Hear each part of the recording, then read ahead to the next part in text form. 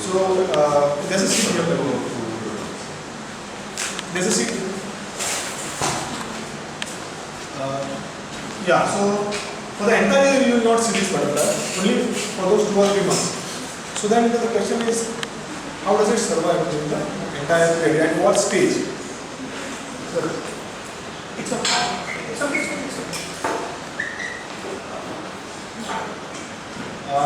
Yeah, so it lays eggs immediately mating with the adults, and then it survives as a caterpillar for the entire year.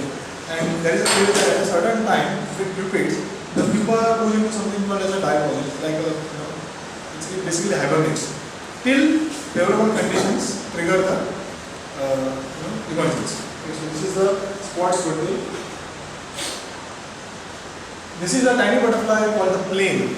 It's called simply the plane because probably when it's flying, it looks pretty. It's a very beautiful species. Now this plant is Leah. Okay, Leah or Gino, that we call it. Now this butterfly has not been sighted by anyone, not only me, by anyone else on any other flower. For some reason, it feeds only on Leah. Okay, it doesn't come to the ground to feed on minerals.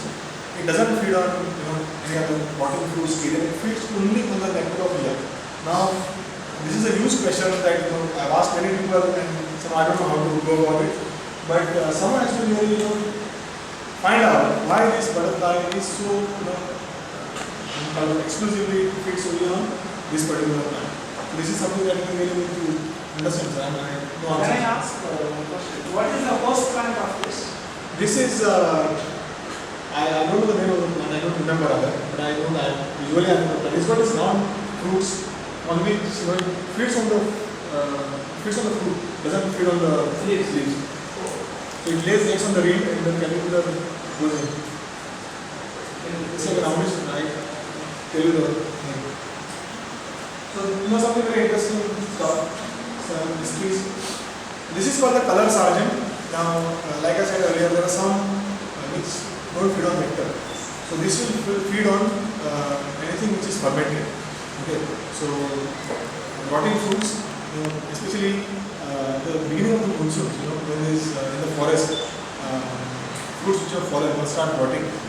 Jackfruits sometimes fall down, and so you see these butterflies feeding specifically on all these fermented objects. So many people, photographers, I've seen them doing this. They actually ferment banana, they add some beer into it and keep it overnight for 2 days, and then they take it to the field to attract butterflies. They will use, that's called as baiting, which is personally for me that's not a right way to look at butterflies, but many people do that. And they use this habits of butterflies to attract them. Many people haven't seen this. People know that there's an egg, there's a caterpillar, there's a pupa and an adult. So very few people have seen this pre-pupal stage. Okay. So this is actually the caterpillar which is getting ready to pupate. Okay. So it is suspended itself, it's attached itself to the twig. It's created a thread. You can see this silken thread for it to support, and that will slowly now, usually it takes maybe a few minutes sometimes to maybe a couple of hours for it to turn into a pupa. Okay, so this is the pre-pupal stage where people actually get to see this. I've put species here which have raised a lot of questions in our mind, and basically trying to emphasize why field studies are important. This is what we have identified as the dark wanderer. Now we have two species of wanderers in the state. One is the common wanderer and the dark wanderer. Now the common wanderer is more of a urban species, I would say, especially a garden species.